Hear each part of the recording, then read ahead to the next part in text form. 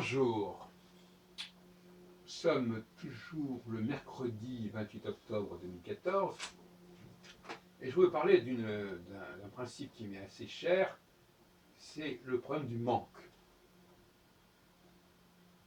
C'est-à-dire, qu'est-ce qui se passe quand quelque chose fait défaut? On pourrait dire que d'une certaine façon, l'absence de quelque chose serait plus importante que la présence de quelque chose. Il y a un proverbe d'ailleurs français qui dit « Plaisir d'amour ne dure qu'un instant, chagrin d'amour dure toujours ». Quand on n'a pas quelque chose, on ne souffre pas de ne pas l'avoir. Mais quand on l'a eu et qu'après on vous en prive, là, il y a une souffrance. Il y a un manque. C'est des paradoxes. Et au niveau astrologique, il y a certes la conjonction qui est le signal déterminant, qui va apporter une poussée d'adrénaline dans la société, qui va apporter du yang, qui va apporter de la mobilité, du déplacement, du mouvement. Mais il y a aussi le manque de la conjonction, ce que j'ai appelé la disjonction, qui fait suite immédiatement à cette privation. Donc on a successivement une présence et une absence.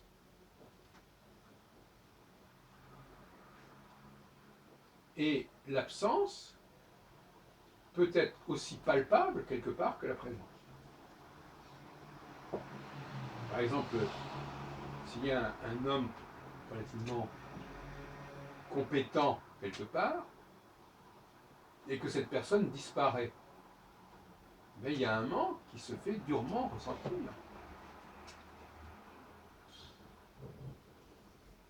Oui. Et je crois qu'il faut travailler sur cette dialectique de la présence et de l'absence. Je fais allusion d'ailleurs, je pense en disant cela, à Jean Carteret, un astrologue que j'ai connu dans les années 60-70, et qui parlait beaucoup de cette dialectique de la présence et de l'absence.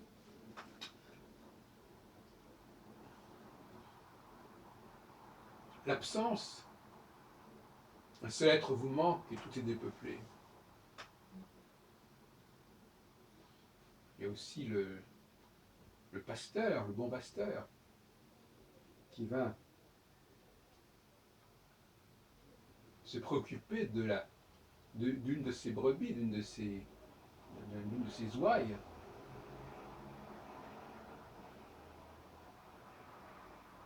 Ce qui manque vous manque. On peut le dire comme ça. Ce qui s'absente est perçu comme une blessure, comme une frustration. Du fait justement qu'il y a eu avant une présence. Priver quelqu'un de sa présence, c'est quelque chose d'assez cruel.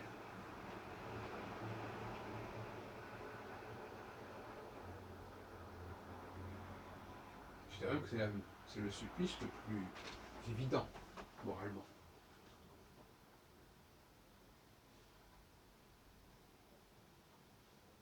Se retirer, faire retraite, quitter, abandonner, se séparer. On est dans le manque. On fait sentir le manque. Et on dit « tu me manques », en anglais « I miss you », comme tu me manques.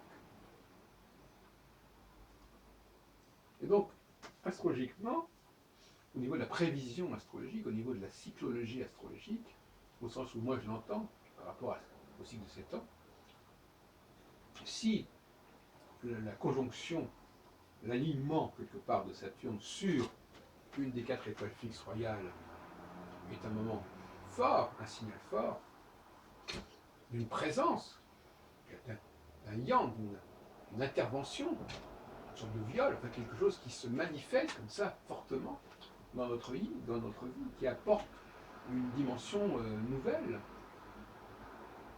Eh bien, il est aussi vrai que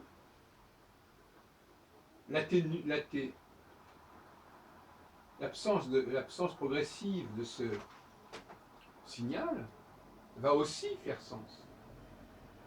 Et peut-être même plus fortement. Il va y avoir un déséquilibre.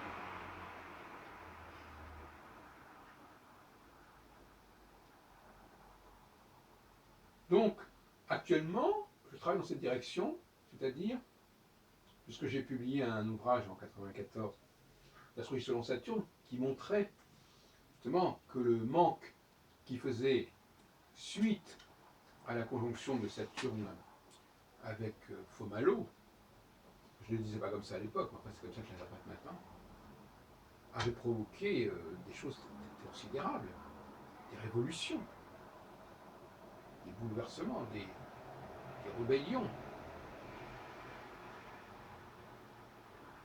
Non pas par la présence du signal, mais par l'absence du signal. Alors, ensuite, évidemment, tout ça va se résorber. Donc on a un temps fort, yang, avec la conjonction, puis un temps fort, yin, avec une conjonction qui n'existe plus, qui se dissipe, qui s'évapore, qui n'est plus perçue comme signal parce qu'elle s'éloigne de la configuration idéale, elle n'est plus reconnaissable. Puis après, il y a une espèce de,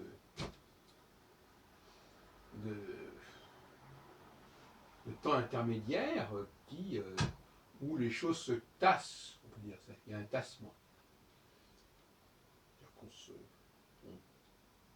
On n'est plus sous le coup de l'absence, on n'est plus sous le coup du manque. Et puis, va revenir la conjonction, qui va à nouveau introduire une espèce d'addiction, si on peut dire, à ce signal qui est porteur d'une dynamique, et ainsi de suite. On arrive à un paradoxe qui est que, et ça je crois que c'est un de mes apports, qui est que certains événements ne correspondent astrologiquement qu'à un manque cosmique. C'est-à-dire que ce n'est pas comme par exemple la nuit correspond à un manque, et l'hiver correspond à un manque. Et la vieillesse correspond aussi à un manque quelque part. Beaucoup de choses dans notre vie correspondent à des manques. C'est-à-dire qu'il n'y a pas en soi un événement qui se produit, mais il y a quelque chose d'un événement qui a eu lieu et qui a laissé des traces et qui a laissé une nostalgie, qui a laissé une mémoire. Et cette mémoire, elle est une souffrance de l'absence.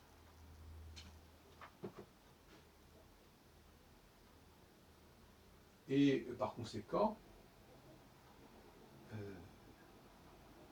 il ne s'agit pas d'expliquer dans ce cas-là, quand nous avons affaire à quelque chose qui est l'ordre du manque, il ne s'agit pas d'expliquer ça par l'astrologie, ou du moins pas par une configuration astrologique qui est en train de se produire, mais par justement l'absence du signal.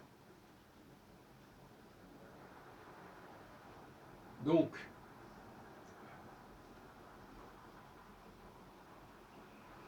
les Allemands avaient élaboré une théorie du mi-point, qui à mon avis est assez discutable, mais c'est dans la même idée. Comment peut-on expliquer un événement quand il n'y a pas de configuration? Alors ils ont dit, il doit y avoir un mi-point, c'est une position entre deux facteurs. Ou alors ils ont inventé à l'école de Hambourg des planètes supplémentaires. Enfin, disons que cette préoccupation d'expliquer un événement astrologiquement alors qu'on n'a pas les éléments pour le faire, c'est intéressant. Et alors évidemment, ce qui vient encore aggraver les choses, c'est que les astronautes qui ne tiennent pas compte des étoiles fixes ne peuvent pas non plus déterminer ce moment fort du yang, de la conjonction, puisque pour eux, il n'y a pas de conjonction, puisque Saturne, il ne se passe rien avec Saturne, sauf des cas exceptionnels, pas des coïncidences. Mais puisqu'il ne s'intéresse pas aux conjonctions de Saturne avec les 4 étoiles fixes royales, donc quand il y a un événement, bah, ils ne savent pas l'expliquer par Saturne, ils vont l'expliquer autrement. Donc ce qu'il nous faut comprendre, nous astrologues, c'est à distinguer ce qui est de l'ordre de la présence du signe, du signal, de ce qui est de l'ordre de l'absence du signal. Ce ne sont pas les mêmes types d'événements. Par exemple, une révolution,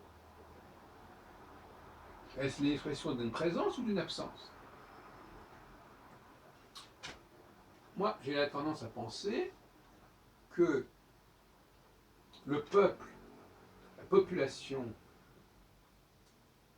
impose sa loi collectivement,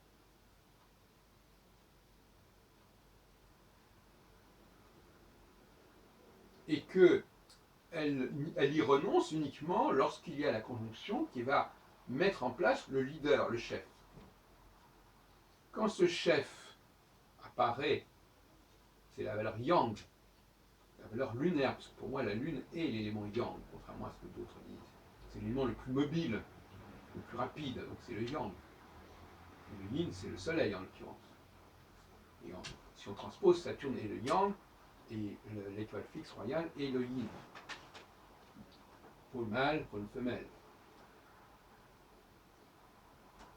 Donc il faut arriver à distinguer les événements de type yang et les événements de type yin. Ou plus exactement, les éléments de type yang et les éléments qui viennent de l'absence de yang, de la disparition du yang, avec tout ce que ça peut produire de frustration, de tension, comme lorsque le jour le soleil se disparaît à l'horizon. Cette disparition du soleil à l'horizon, la tombée de la nuit, c'est un problème de passage du yin au yang. Même si là, en l'occurrence, c'est le soleil qui est... Mais ça n'a rien à voir. On est sur un autre plan. D'un point de vue symbolique, c'est la lune qui est le mouvement. Mais en l'occurrence, au niveau de la journée, c'est le soleil qui est en mouvement. Donc c'est pour ça qu'il y a une ambiguïté, parce que ça dépend de quel point de vue on se place.